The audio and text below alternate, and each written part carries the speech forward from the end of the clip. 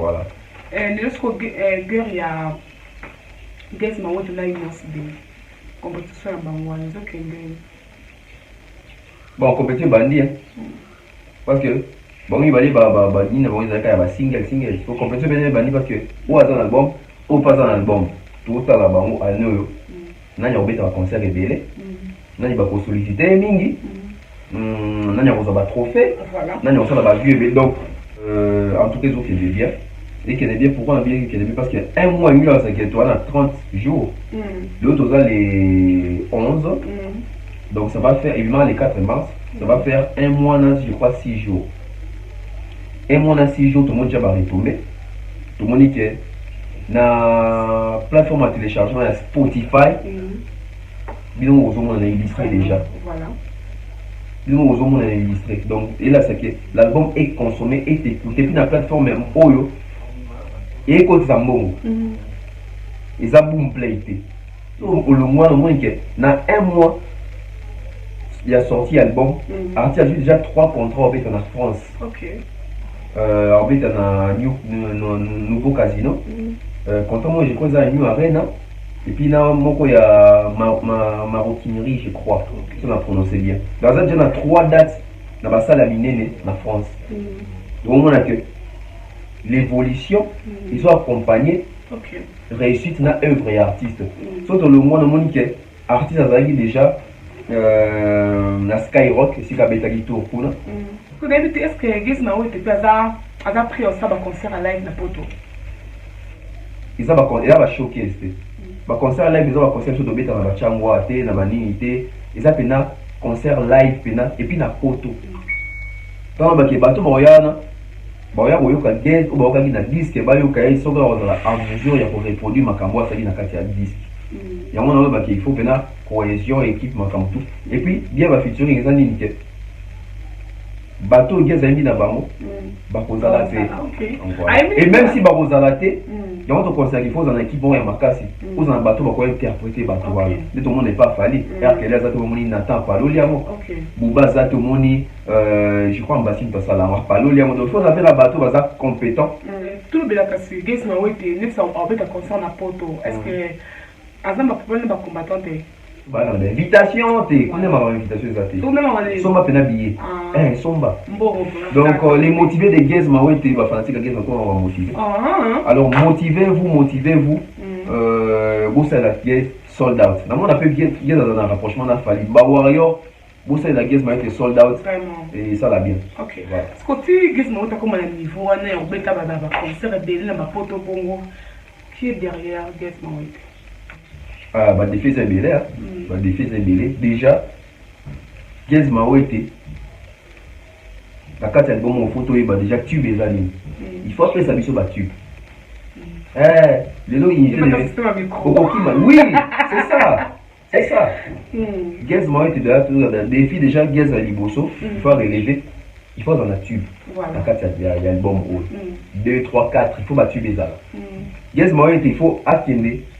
Au bêta ba concert na ba période aussi imaginer que linga la fait koyemba a super micro parti pour ça dit que fou les zones ici tout le monde fait là comme ça concert c'est ça ba défi et ça bongo comme ça 3 minutes mais comme ça donc et ça bongo guess moi il faut oyembi nzemu au chepe micro to ça dit que feedback c'est que bato ba na concert na ba été pour la curiosité mais ba yé pour ba yoka ko déjà tu vois guess moi était défi muso ba tourner.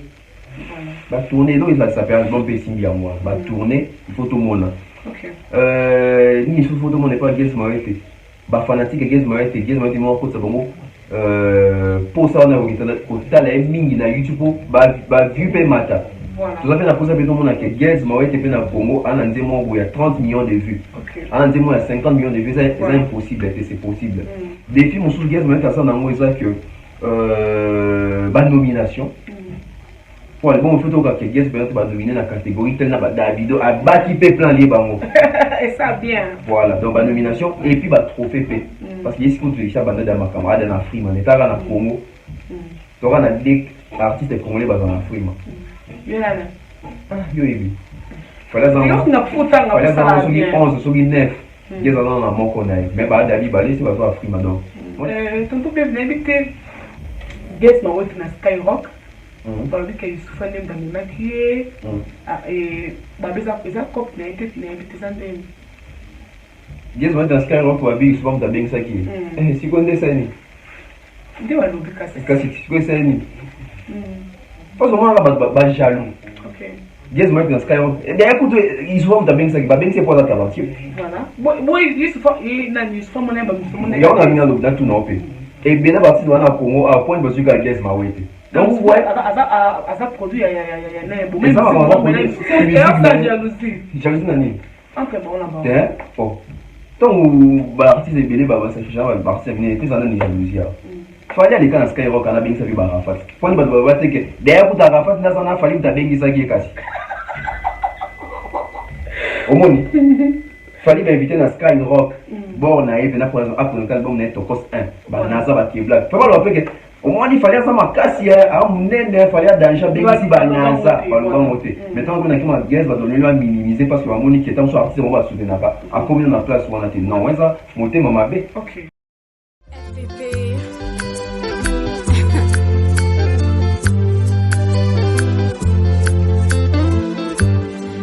FVP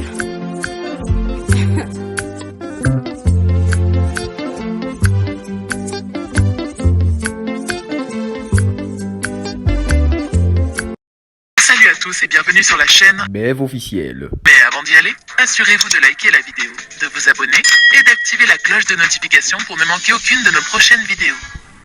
Bienvenue à tous les abonnés de BF officiel TV. Merci pour notre confiance et fidélité. Même que vous êtes de partout dans le monde, vous accompagnez et monsieur Nabino, me sent toujours content là avec votre âme de servance dans la pour la star après temps. Donc vous abonnez massivement, vous likez, vous commentez et ça la chose vraiment bien trop. Tout ça on a quand même beaucoup d'informations. News réelle, ça pour circuler à Internet, c'est un bisou. Là, j'ai dit merci à tous les abonnés à confort, parce que je vous ai l'impression de papa chocolat, pour surtout tout le nécessaire. Quand ça te calme la défaut, aussi le bac et à l'international. Donc, vous abonnez massivement aussi à vous bien trop. Nous sommes invités dans la au Boyebi. Donc, pour bien, il faut bien. Et nous avons bien les millions de la presse. Donc, les gars, vous développez quand ils là toujours. Bonjour. Bonjour, Nana, ça va?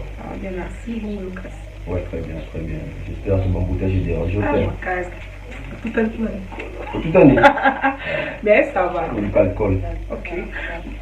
Tout quand tu as un moment d'actualité, on a invité tout le maintenant pour le impact il y a l'album international.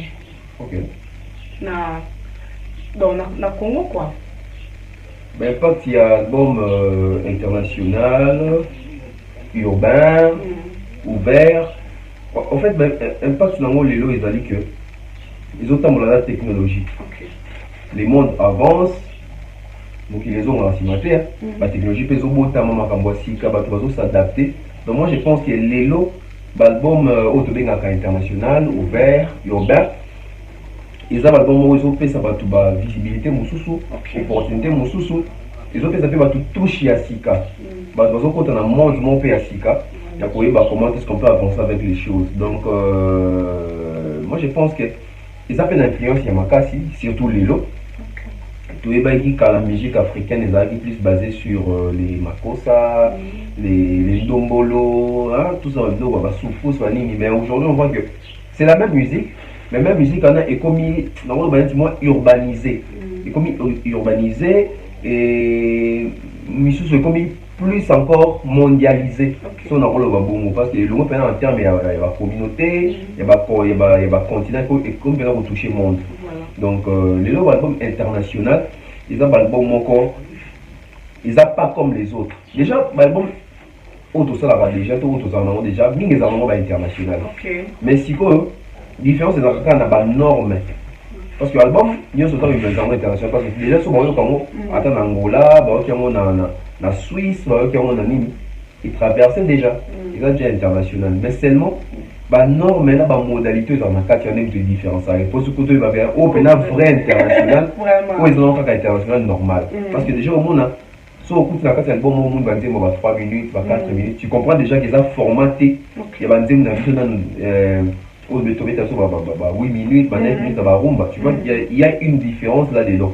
Tu le dis que 9 minutes, 8 minutes, ça va international, parce que banzembo barumba ebele na biso ay katisa déjà to balbum ebele barumba katisa mais na ba norme moko boya à l'échelle mondiale total la pena que o pena il y a un critère mosusu donc je crois la différence en de ça la réalité parce que o eza o donc ça c'est important. Oui, est-ce que dans l'album international banzembo za na 4 est-ce que parce que ba doit obligé quand bon obligation na roloba te baza obligé mais na roloba ke musique soki eza bien moto okanga nzembo donc nzembo soki eza bien moto okanga na yango nga na yeba à l'époque biso ntango baalbum lokola ifrakato napesaka toujours exemple ifrakate bima na yeba à l'époque ifrakate bima parce que biso pendant son moment c'est ya original wana pena ya pirate moi pena vie na parler pena son pena ifrakata pena kofi le milieu wana boy 3 jours ebele okaki banzembo opération dragon bimi boy tara biso tozali bafana maison mère à l'époque nga nazala na inconstant nga bandaka fan ya BCBG après namoni ke BCBG na ose retrouver namoni bati dance ndenge mabeta bati dance bari ba père nayi nanga na peur ba faire et ba gêne tout ça donc nayaka nani maison mère après un mois boy nazonga sur moi BCBG ndam après on ah te nazonga se pas sonde nga nazala na inconstant pour l'instant c'est pas nani pour l'instant on a battu tout voilà pour l'instant on a battu tout ma préférence c'est Zali on va pencher Zali donc c'est normal donc comme ça la musique quoi c'est là non net il a déjà en termes de musique préférence tout ça déjà bon ils ont un bon maté déjà Koffi Olomide moi j'aime beaucoup Koffi Olomide en deuxième position je prends Fally en troisième position la Rocha mais oui j'aime beaucoup Zamba troisième position Rocha bon troisième fois dans le calendrier ma quatrième position va faire en tout cas tu veux cannabis bateau donc voilà ce qu'on invite est-ce que les lots réseaux sociaux ils ont joué rôle dans la musique internationale bon tout en musique urbaine tout en bon réseaux sociaux ils ont ça là mon makati na kati voilà pourquoi déjà ceux qui déjà nous bêta déjà musique urbaine il faut en un bateau pour consommer et puis il faut en aperçu à bateau pour consommer aperçu à bateau pour consommer les amis tout le monde en a des réseaux sociaux YouTube les alliés plateforme téléchargement exali donc au moins que les réseaux sociaux ils ont impacté c'est l'époque il y a réseaux sociaux moi on a les leader rebelle tout va fanatique rebelle oté musique ça voit de thé mais le changé. Et ça, comme le changé depuis que la musique est voitée. Bon, ce que c'est la musique est T4. Mais puis sur l'époque, ils avaient au top 10, top 20. Nous, tout la suite, disque d'or, ma vie va se rater. Ton nom, c'est basé sur quoi on en voit, non sur les achats. Oh, tout la qui a Betty Bercy, Koffi qui a Betty Olympia, Jiba Betty, Zénith, Wera Betty, Élysée Montmartre. Est-ce que c'était la voix? Non, c'était des accomplissements sur le terrain. Donc à l'époque, les réseaux sociaux, ils ont agité, mais ils ont vidéo européenne dans le sa musique. Bateau va qui adapté na vidéo qu'on était à l'époque où on a. Bateau il m'a dit parce qu'à l'époque, quand Koffi a suivi les guides, l'expérience bateau qu'il faut mettre Zénith, Olympia, Bercy, tout le monde y JB, après tout ça. Si on doit bannir les réseaux sociaux agité, bah unité de messages à l'époque, et ça là qui vidéo pour voilà. Ça veut dire au ça va cause appliquer. Au cause en délit parce qu'à l'époque, soit on dans les bah des soit pour de réception des messages d'habitation et puis bien d'abord ils qui va concerne d'abord ils avaient na DVD penza ba otinda to lo somo ba osomi DVD ngai ba na pa ils avaient na ba bande ba vidéo et puis ils ont raconté donc de cassette on est en cassette déjà bien tout ça la cassette ba minene wana et dans ba bande voilà biso ezali toi on a parlé mon frère via sombi bota la paix tout ça mais les arabes na moi sous fréquenté donc à l'époque peut être na vent moko boy les peut tomber na vent asika donc à l'époque so ju ba mission ko ba bozi donc wana ba s'adapter na moté yango esaki ke batika la ki mais bien que ba s'adapter na moté oyo kate bozi ça la discours mo pour no baké biloko neza mabe auto comme on a lelo et pas ça makamwana te oui à l'époque tout ça ba artiste de ba Marai, papa a bébé Tchana. Ça a été un succès à l'époque. Mais à Beta, ça dans tout temps raté. Mais c'est à l'école qui fait quoi diabolisant. À l'époque, tout ça, artiste de quoi bah Nibo Bazalaki, Madilou Bazalaki, Taboula et Moussou Bazalaki à l'époque. Nani sous na Bossani. En tout cas, à l'époque, on avait basaki ebele en tout cas bapépé calé depuis calé na 97 mais 98 akufaki déjà bon tozwaka na 98 aka azali parce que tant kofi abeta baolepe ya bercia je crois bandango na ba 96 ou 97 donc to babetaki yango te mais oyoka te oyoka na leki na te bayabi te d'ailleurs kutu biloko wana eza tricherie te ezalaki vent ezalaki à l'époque mais basadaptaki nango te tout comme lelo bato baza makasi na baréseaux sociaux te nde omona bakomi basalaka bavue te papa oyebi nde te ezali esala bongo eza retard bato baza na retard et surtout eloko ngai kaka misango mona artiste aza artiste aza censé azala motu aza connecté aza censé azala motu oyo aza à la page momona artiste aoteni bapropos oyo mimi tonobi jo azala 2022 to jo azala na 2015 2015 tout naza chez bien donc lelo moi je pense que bato faut basala ba effort bato kote ba artiste faut basala ba effort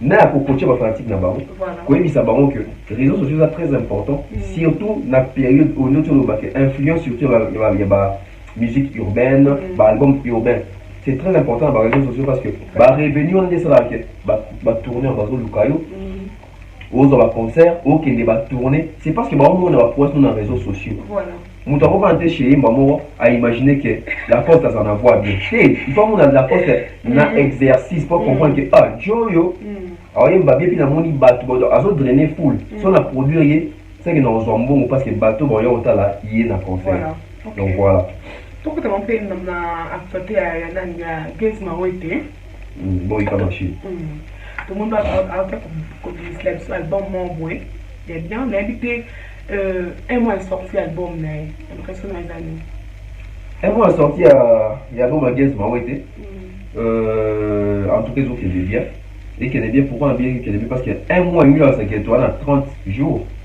l'autre ça les 11 donc ça va faire évidemment les 4 mars ça va faire un mois je crois 6 jours un mois 6 jours tout le monde déjà va retourner tout le monde dit que na plateforme à téléchargement à Spotify bidon aux hommes on a illustré déjà bidon aux hommes on a illustré donc et là c'est que l'album est consommé est écouté puis la plateforme même oyo et écoute ça mbongo et ça boom play et ça fait na Spotify et puis sur le mois que na un mois il a sorti album artiste a déjà 3 contrats en France en fait un nouveau casino contrat moi je crois ça New Arena et puis là moko il y a maroquinerie je crois si on a prononcé bien dans ça déjà 3 dates dans la salle à minene en France donc on a que l'évolution ils ont accompagné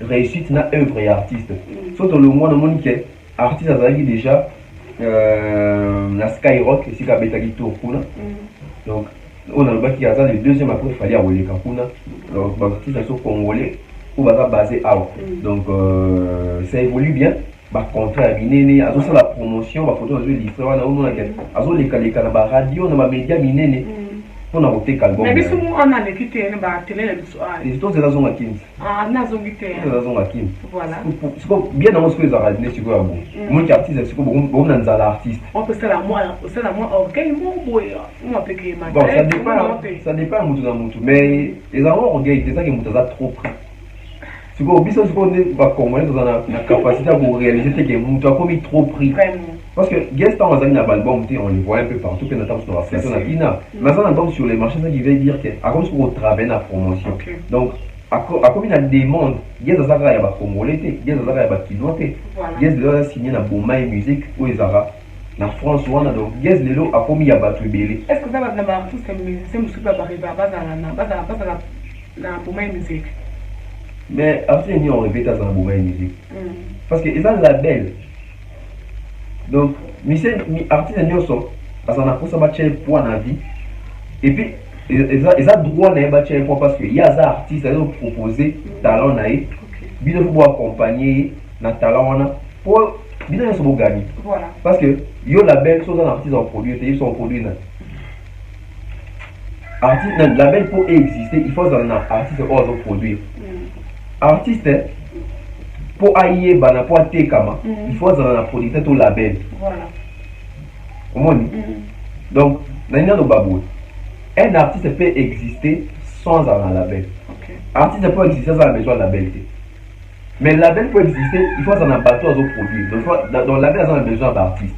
Mais artiste peut exister sans besoin de label. Mais seulement, artiste pour aller banater bien ma caméra structurée, il faut la régie à quatre label. Donc artiste tout va producteur et ça là on peut bien. Et ça là bien on qui est l'artiste qui déplique à jouer label moi sérieux va produire et ça l'est bien. Ou les à souffrir dans l'album mais limite promotion que on m'a déplique. Maintenant c'est OK. On a aussi album les obéta à une stabilité. Il y a de très belles chansons en quartier. C'est ma casse. Je vous dis on est d'accord pourquoi parce que producteur a zaté, label a sérieux zaté. On fait zaté dans la musique. Donc voilà, il y a un logique artiste des clics sur le label et que ça l'est bien parce que et qu'on permettre même ça à featuring dans la partie talibane parce que les longues mondialisation n'est pas sous. Au moins la clique à la mission va s'en aller comme ça que nga featuring na beto na bande ko nga papa courage. Courage. Moi t'es so pexate. Courage. Ou beta. Non ça quand on les a pas bon pourquoi parce que on a carnet d'adresse. Voilà. Ah oui bon, là c'est justifié on en pose ça que biso to beta na biso na biso courage. Et si moi ramalé malade. Est-ce qu'on a évité est-ce que na album ya guest ma wete ba featuring peut être important en quatre. L'album il y a Gaz Mawete ouais bah featuring est très important très important c'est pour dire qu'arrive à abandonner sur Congo Gaz a un label ils ont un carnet d'adresse ah vous nous avons Gaz moi en tout cas Docteur Philo Yaya bon maï et produisant Banaza K Black Youssoufa vraiment. Est-ce que mais la belle bon sur les signaux là pour nous pour ça c'est l'autre là là pour nous c'est payé parce que album il y a Gaz il fallait dans la featuring pourquoi parce que Gaz a un album net il bisoté quand on va bisoter biso à la congolaise ça va être à la ligne est-ce que l'album il y aura album est-ce que l'album il y a Gaz tout le temps on enregistre on a album le gros là solo là bien TH droit chez Meta album à Gaz album en je peux dire ça pour moi, album urbain. Et ça, il y a Libanda. Il y a un jeune artiste, jeune talent, dans le rôle de dans le monde, il faut battre un PK. Pour battre il faut y Mbappé dans bateau, convaincre déjà qu'on a. Pour être libre, champ et recompte facilement. Quand vous suivez au début de la succès, pas seulement la futurité. Problème, c'est vous revenez mais la PK, ça parce qu'au moins, la bateau, il y a un bateau. Il y a un bien là. Mais moi, jour, on dit, mais la communauté, oui, il faut tout ça, la béchage culturel, n'importe quoi. Ok. Gaz m'a dit que Zawana a dit que, et puis, bah, ça va professionnel, bah, pour moi, musique, bah, moi, il a été investir dans Mwamba, bah, investir dans le produit, ils sont rentables. Ok. Donc, ma future, est très important pour, il faut booster l'album, il faut faire cet album, image, mon sous, il faut faire vision, mon sous, et puis, ça et regardant mon souci, il y a des artistes qui sont belés, il y a des fanatiques qui sont belés. Force à featuring les animes. La personne anecdote, mon royaume bien. Tu vas là, awa, tu as un artiste qui est comme les fans.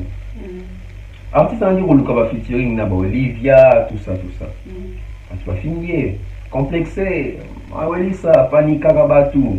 Après, il y a un monté, il y a un kabacha et poids. Allez, capété pour le baquet. Té! Et ça, bon, tété. On dit, oui, non, je vois, tu as un point de boulot. Et ça, les artistes ont commencé à featuring dans bateau. Les fanatiques, il y a le rôle de Olivia. Les fanatiques, il y a le rôle de Barbara Kanam. Les fanatiques, il y a le rôle de Benji. Les fanatiques, il y a le rôle de Arkeli. Il fallait ça dans le Bouba, etc. Les fanatiques. Les fanatiques, on va y aller, il fallait dans la vie. Les fanatiques, on va dire que le Congo existe. Mais pas. Les trichements à Fali, on comprend que les artistes sont morts, ils sont morts comme Nango, Congo. Artistes sont moins bien, artistes tout le monde fanatique à Eminem. Pour nous, fanatique à Eminem. Tu vois, Eminem a Betty featuring dans Chaka Congo.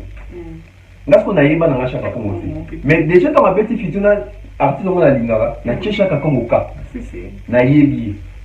Tu vois bien dans ce que les aranis, toi tant que fanatique na bango, bayoki ke artiste nanga yembina artiste mo ya Congo fali donc on a fallu on peut yembele parce que et donc on a une chose très important moi tant que ba featuring na koyo ka dans featuring ya artiste na biso congolais fali ayembita mususu na jomo bo dans Espagne tant na zo ko ka nzembo mutali boso lingana na yoka na oreille musicale ezala mutu wana la fali na mutu parce que na yebi fali pour il fallait ndimi kopesa mutu intérêt na yoka non mutu tout comme batuana bah il disait que air qui est là bon parce que ayembi na nani bah ok ayembi na fali jo moi va bien ayembi na pentatonique banini et ko pesa mutu pour ça dit oh c'est que na qui landa artiste dans les réseaux sociaux na ba vraiment à ça la musique nini abeki obet na na Google to na YouTube amoni biographie a fali to YouTube a fali à côté à lui dans ce banzembo amoni oh à ce banzembo belebo ba vieux belebo c'est que ça fait grand Afrique na ba moi ayo qui dans son nzembo a fali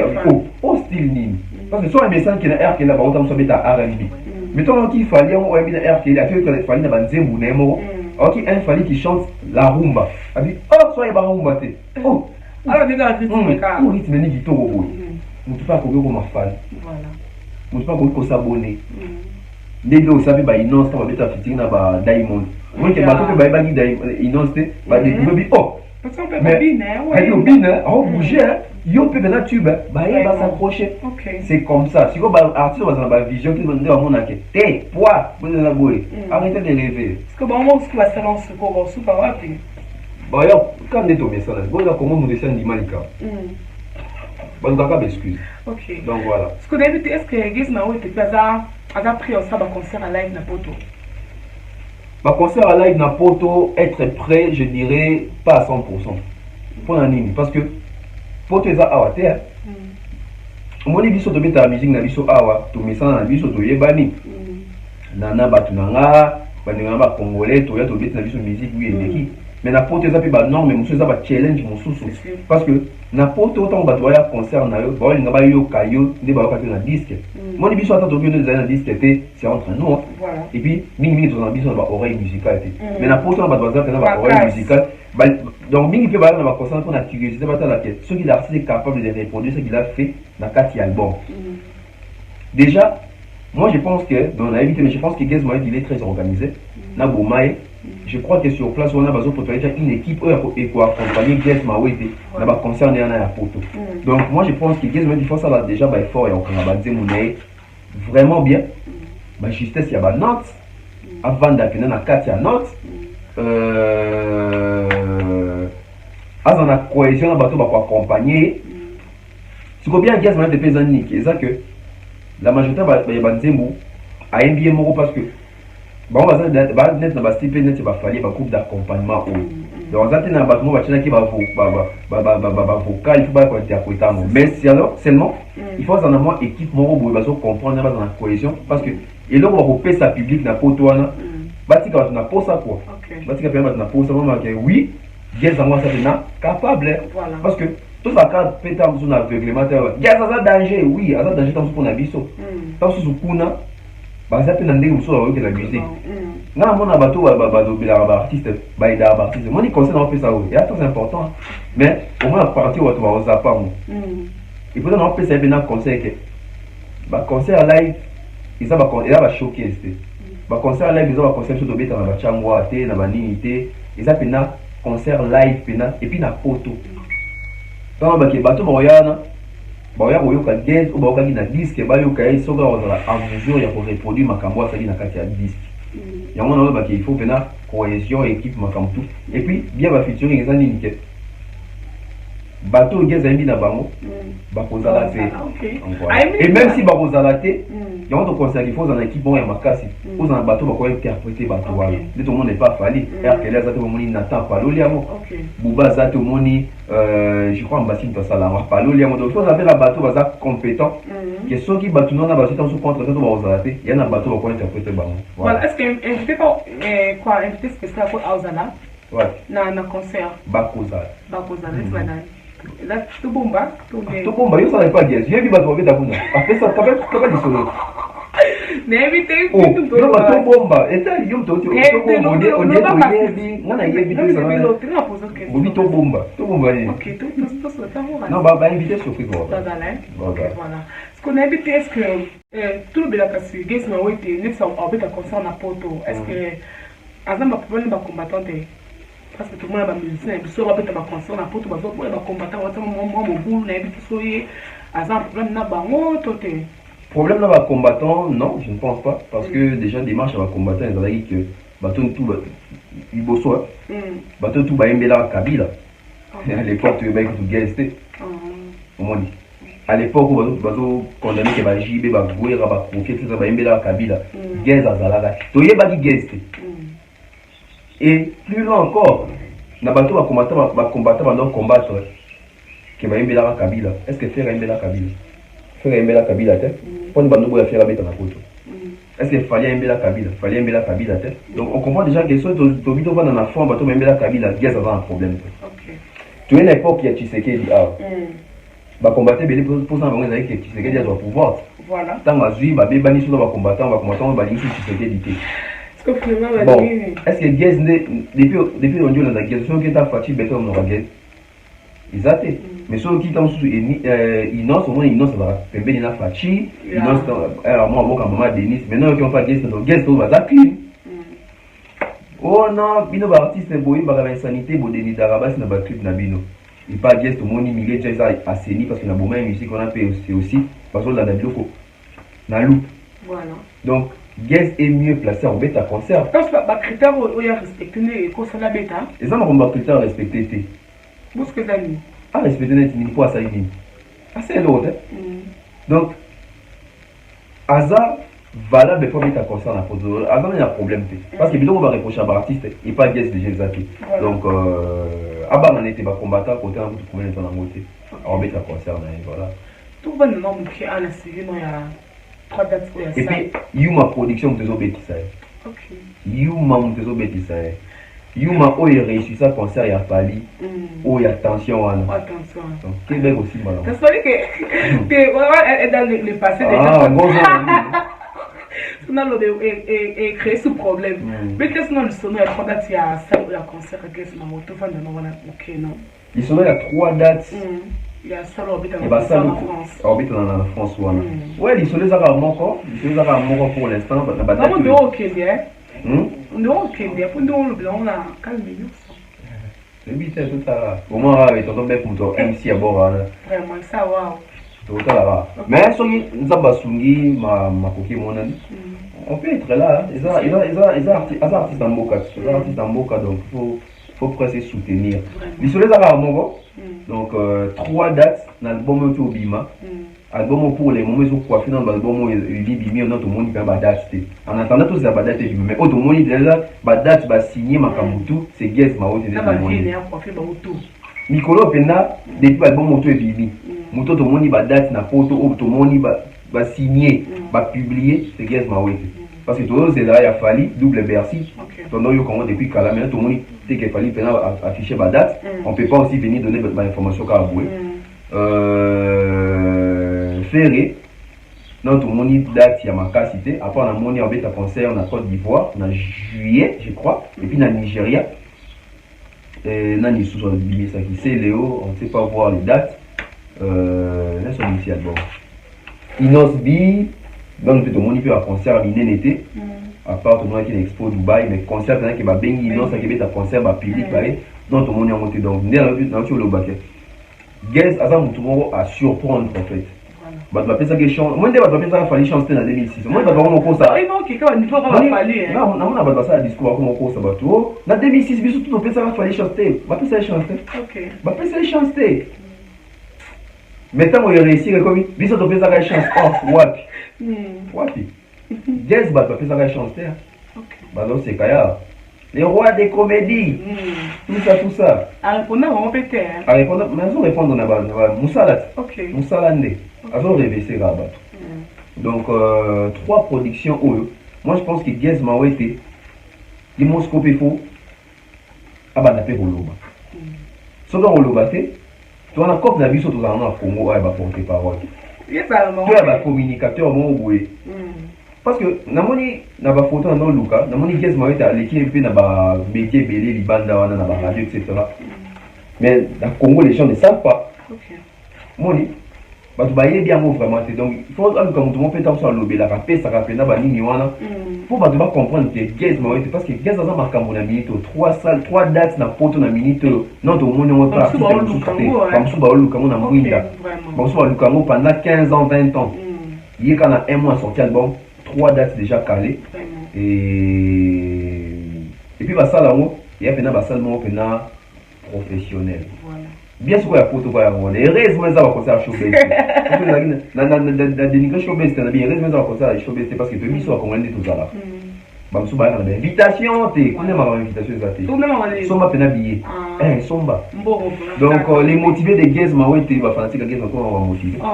Alors motivez-vous. Bon c'est la Gaz sold out. Là on appelle Gaz dans un rapprochement d'un Fali. Bah Warrior. Bon, c'est la Gaz Mawete sold out. Vraiment. Et ça l'a bien. Ok. Voilà. Parce que tu Gaz Mawete comme à niveau, on est en bêta baba concert de la poto bongo. Qui est derrière Gaz Mawete? Qui est derrière Gaz Mawete? Nzambe. Tu comment on Nzambe wana? Nzambe na nini? So éclaircir biso poto yeba. Oui, mon question tout ninga. So on va dire edingwe. On va prendre l'ingati, on va se là. Bon, biso quoi, bah, Congo, bien sûr, vous croire dans Nzambe. Qui est derrière Gaz Mawete? C'est son travail déjà, son talent. Bah, tout naïe. Des syndicats à comment on rend ton niveau à combien là. Et puis, bah, tout dans la Simanae, ou même musique dans la Simanae. Il y a ma production d'année bandimi pour engager partenariat dans la Simanae. Et je pense que le conseil peut venir qui va falloir aider parce que je vais rappeler moi proche je crois que le bilan soit tout n'a pas payé photo ça qui n'est tout ça donc je crois que ça va bilan au très important bah si je peux oui bah rappeler qu'on soigne ma relation parce que ici quand on sauver l'eau éviter t'as les lots Gaz et ça moi fier tambo et ça va bien moi ça fait plaisir moi dans le bon appétit c'est maintenant les on m'a ça peine tout comme ni balai on va pas parler et ça va bien mon robot mon que tous les artistes de mon boulot, tous les relève. Musique congolaise relève déjà assurée. Donc, Gaz n'a âge dans l'envoi, on va vieux PBLP. C'est bon, rêvant, mais. Donc, félicitations à lui. Qui est derrière lui? Bah, tout notre famille. Il fallait pas qu'un bon, il y a ma vie, il fallait dans le Simon. Bon, t'es pas ça plus petit, fallu, on va coacher, on va bon comme des alarmes. Gaz a fait pire petit à côté. Gaz a fait pire petit, il y a Ferré, il y avait héritier. Mais plus qu'à Fali, là, ça va moins trop. Le à s'affiche à la trop n'a Fali. Et puis, ils avaient ma bête. Voilà. Donc. Et puis, ça s'affiche à la moto, approche à la moto, Monique. À percer. Voilà. Ce sont les forts qui vont vers les forts. Donc, au combat, il y a plusieurs Makamou, on a besoin d'aller dans le combat Makamou. Donc, voilà. C'est pas ça qui featuring, ça là pour moi, il faut on l'appeler directement.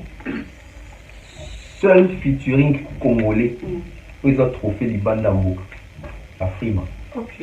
Gaz Mawete fit Fali. Voilà. Est-ce que ça, à soi, ça l'on peut demander à la ministère municipal dans un trophée?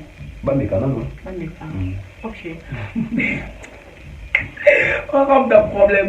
Ce qu'on a vu sur AB. Tu bien. Bah, mais quand n'a fallu que Américain qui est pessimiste. On va mettre à peine à la mission.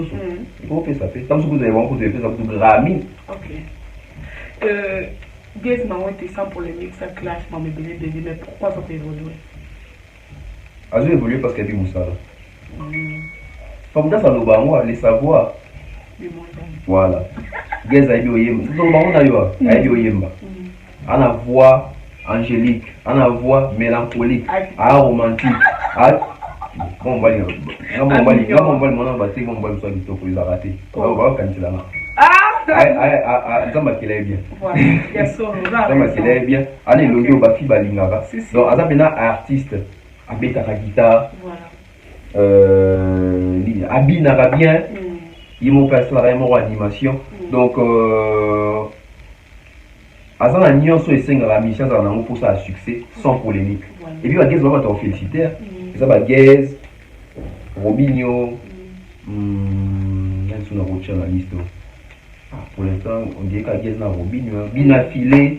Les bateaux, ça a succès sans que mais puis les films américains côté pas maestro voilà maestro non bah parce que musique comme taille on a carrément comment que soki mutu moko batiaka numéro 1 bato mpo bazwa succès batakaka mutu wana lelo bato batiaka Fally numéro 1 omona bato na ntangi awa basalaka succès sans koclashe Fally mais eza bamosusu basalaka succès mpo aclashe Fally siko 15 ans na mona aclashe Fally te obi na mona aclashe Fally te Bina filé dans mon aclashe Fally mais bon ça va succès dans mon babé va concert là vraiment donc c'est qui pour assurance que pour ça succès dans la musique on a besoin de polémique fais ton travail tu vas redécouvrir donc ensuite 3 dates à Finga Moutou Aleki na Skyrock pour la Finga Moutou donc polémique clash et même Moutou nulle part donc par contre et personne image à ma B pas battre basi te bele bango olela na kino senga featuring babo elinga ozala na comportement nini ozala na attitude nini langage ne ezala ndenge nini ne pense pas que bakongolais nde balandaka yo même les artistes vous suivent attention avec bapropos tobimisaka parce que toyebi te nani alandaka biso voilà est-ce que badefi nini ça outa ça nango mpona ya korelever badefi eza ebele badefi eza ebele déjà Gez Mawete na kati ya album au photo oyeba déjà tube eza nini il faut appeler ça biso batube lelo unité oui c'est ça Gez Mawete de défi déjà Gez à liboso il faut relever il faut dans la tube na kati ya album oyo 2 3 4 il faut batube ezala Gez Mawete il faut akende kobeta baconcert na bapériode aussi imaginer que lingala pe koyembama ensuite pe micro batie bosali banke fou les ongis c'est ça eza bongo comme ça ça 3 minutes na commission donc eza bongo Gez Mawete il faut oyembi nzembo otie pe micro tosali banke feedback ngesa ke bato baye na concert na baye te mpona curiosité mais baye pe po bayoka ko déjà tu vois Gez Mawete défi mosusu eza batourner tourner donc ça s'appelle album Pessimbi à moi tourner il faut tout le monde ni faut tout le monde pas Gez Mawete fanatique Gez Mawete moi ko sabongo pour ça on a kotala mingi na YouTube ba vue pe mata tout ça na cause pe tout le monde que Gez Mawete pe na Congo ana nzemo il y a 30 millions de vues ana nzemo il y a 50 millions de vues c'est impossible c'est possible défi mon sous Gez Mawete ça na moi ça que nomination pour le bon photo que Gez Mawete va nominer la catégorie tel na Davido a baki pe plan lié bango et ça bien voilà donc la nomination et puis trophée p parce que est-ce que tu ça bande dans ma camarade na Frima n'était pas na Congo donc on a des artistes congolais dans la Frima yo ebi fallait dans 11 sur 9 Gez dans la moko na mais ba David balé c'est va Frima donc moi je pense que à continuer du donc avant le défi est belé il faut relever oui la sélection qui album peut et traverser et puis défi nous photo monde a fait bon tout le monde a déjà partie des déjà ba sous la Gez pour que tu as bon point na ba featuring na album na bango partie des belé en Afrique voilà donc moi je pense que le défi faut relever non et puis Gez qui aurait les défis nous il faut faire ça groupe pour bazo maîtriser penza musique wana pour reproduire facilement sur scène devant grand public. Voilà. Est-ce que peut-être dans retour dans un concert à Oueza, leur on a retour? Bon, je crois Ezali parce que dans le Lubumbashi, dans le Lubumbashi actuellement, actuellement dans le Lubumbashi, je crois Lobby déjà livré qui production mon je crois dans Oluka, mais dans le Lubumbashi, donc oui, avant la production. Voilà. Dans la carrière, il y a Gez Mawete, il fallait pas hasard pour quelque chose. Bon, pas seulement Fally, basé belé. La carrière, il y a la carrière, c'est l'ensemble de beaucoup d'artistes. Balo Kwakanza, Bafere, Bagé, Eyon, Bagé, Dimongue, Bafali, Bakofi. En tout cas, donc, Bagé, Baza Bato, Atali, Bayenende, Basali, Aïbi, Bimon, Maïl, la bombe à Sangisi. Donc, mais, d'autres une question, comme il a Fally, oui, Fally pour beaucoup la carrière à Gez Mawete. Lelo featuring a Fally dans Gez et puis ça Gez visibilité mon sous. Donc et puis ça visibilité mon sous. Et puis ça a featuring a Gez dans Fally ça featuring a des Congolais au Italama mingi. Na YouTube, ils ont je crois que na ba stream est belé. Je crois na enregistrer moi ba performance ba record ya donc Fally a apporté beaucoup dans la carrière il y a Gez Mawete. Je peux dire ça. OK. Ce qu'on a invité bon question oui l'artiste au bas bon au bas trop polémique pour finir entre baron et baron est-ce que ça va pas être d'abord tout le monde qui se voit c'est que en fait là ne sera polémique dans mon tour c'est bâti d'abord donc yo mo mais il va les bâti d'abord oui va bâti d'abord banal aussi là ok aussi causant la succès de Tinda qui finga ok mais tu qu'est-ce pas attends conseiller bien ouais problème nous il y a moi entourage tout ça entourage mais entourage il faut pas linga artiste entourage so ba linga te ba notino na ba bêtise mo boye yo mo na mo bien mais bon on voit que ba ko tuna ni boulot vraiment donc voilà ne ce que guerre il y a guess ma wote na immense de compétition à bangwana zo kende bon compétition bandi parce que bon il va aller ba ni na bon ils a single pour compétition bien bandi parce que ou attend l'album ou pas dans l'album tout ça là bango ano nani obeta ba concert rebelle nani ba ko solliciter mingi nani ko ba trophée nani ko ça ba vue donc la minute to roji jango c'est parce que bandi mais sur le bito gigante mener l'album est bimi Guess dans en avance parce que Guess dans un mois il a sorti l'album 3 dates et ben déjà Inosbi ça fait 3 ou 4 mois qu'album est là sur les marchés bah concernant tout le monde il peut l'exécution sur les terrains je dirais que Guess dans ça un mois au mener voilà donc Guess dans mener voilà mais en termes il y a vu sur YouTube Inosbi a dominé parce que Inosbi a déjà la manzé vous avez déjà pas millions Guess de faire une clip maintenant à côté à ta million donc nous sommes dans un mois partenaire à gagner les quoi puis nous sommes qui est un expo Dubaï mais qu'est-ce il fallait pas ça parce que tu fais ça Wera Kofi Olomide bah ça il fallait bien faire ça mais la dernière minute bah ça ils ont soufflé donc bon on a demandé encore parce que Guess pas là pas dans la carte donc nous sommes dans un mois secteur on a gagné les mais dans exercice il y a album sur les terrains au moins que Guess a qui est bien voilà tonton bien invité Guess ma wote na Skyrock balobi ke Youssoufa nem dans les maquillés et babeza cop na été invité zandeni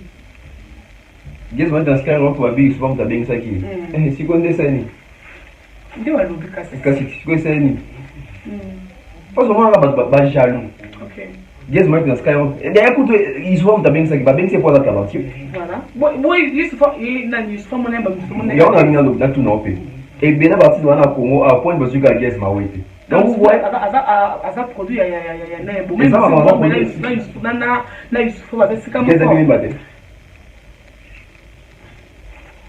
ba commentaire siko parce que biloko ils ont on congolais comme dans ça ba rappel moi ils ont antima to vanda qui art bato belé fallait faut chanter à imba bien tayo yemba té tout ça chanter auto tune mais fallait na loko kanza luka des faut ba imba na c'est mon pouce à la bien siko na mona mutu te pour le baquet donc comment loko kanza grand chanteur à quel cas faut chanter il fallait donc ça la presque vraiment bon mi ba yoka siko nuance album a bien fait rebimi loko kanza lobi ils a album bien moni loko kanza kutu mutabi musique a validé bon temps alimba ngina fali c'est ngina sakira ndo reconnaître dans la fali au moins des bato bazaka maine au moins donc ba plate en moment on a la biso moko so il ba bengisi ekuna c'est qu'il va reconnaître et puis qui kuna assurer valablement beti guitare l'espagne des artistes a beta guitare zo yemba yoka voix bon tu ne vas pas vendre na monnaie pour mutaleka Guess na voix te na ndenga bien même si on a yemba ça ne Guess a mêlé na voix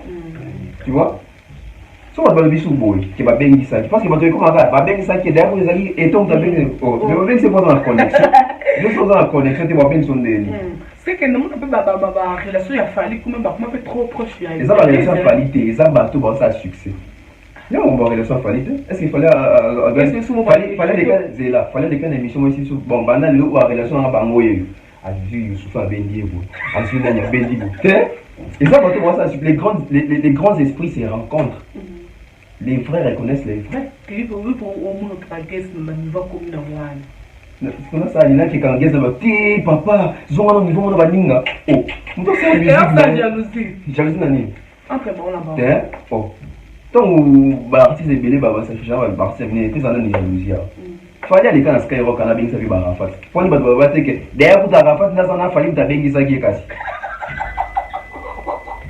Au moins, fallait inviter dans Sky Rock. Bon, on a eu pour notre album net au cost 1. Bah, Nasa va tirer blague. Pas mal, on peut que.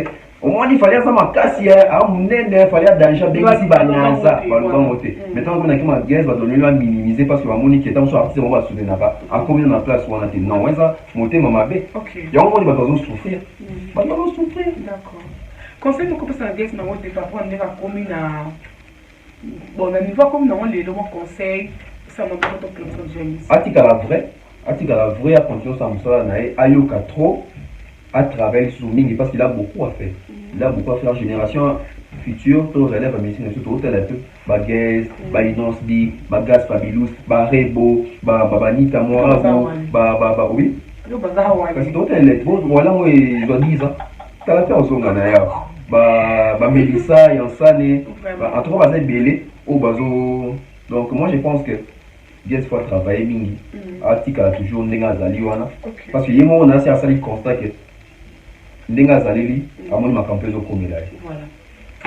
OK. Et place à ça lelo niveau comme lelo ba artiste belé bazo envier c'est le monde a camité moi ba artiste moi boye ba kolo ba interview voilà ba beta ba rumba bingi ba artiste au moins ba no attaquer guys de ba mo attaquer Robin. Il va aller à terre. C'est allô, bah. Poser. Ok, qu'est-ce que non. Voilà, nous sommes arrivés. Je salue comme ça notre grande sœur Sylvie Mawete. Vraiment. Depuis USA. Ok. Donc, tu comme presque à la fin, il y a un bus. Et ça rend bien beau parce que au niveau comme le mot, et ça moi. Il y a un niveau là. On a une qui c'est bien. Ok, donc vous abonnez massivement, vous likez, vous commentez, ça va sûrement plaisir à trop. Donc, tu peux quelques mots à dire, et puis, dans tout cas, c'est pour notre en tout cas, au mot de la fin, merci d'avoir tout à l'émission, merci d'avoir pour l'espace, pour le temps. Voilà, nous sommes à la fin. Le Maban est en trop remercier votre sponsor Nangai. César Amani César, depuis toujours le sponsor de la chaîne YouTube officielle. Franck Kassongo, voilà, donc sponsor officiel de la chaîne également. Je vois comme ça Monsieur Eric et Madame Laetitia Dianzenza, depuis USC Salt Lake City, sponsor officiel également. Donc, Maman Flo, toujours, Oncle Chico Mocheni, JP Batikina Lyon, Oncle Stone Mwamba, je vois comme ça Jean-Marie Bout en Allemagne, Tapeli Bodjenga mon vieux. Fiston coloqué, Zapatero, il y a Maman Prudence. Oui, bio. Kelly Charleston, sans oublier l'honorable prince Toukouzou. Donc voilà, le suite dans moi. Oh là là, femme, donc là je dis merci à ta de savoir là, elle conforte, sans d'abord le président, le papa chocolat aussi, le bac à l'international. Donc vous abonnez massivement pour like, vous commentez, et ça va bien retrouver dans la prochaine. Bye.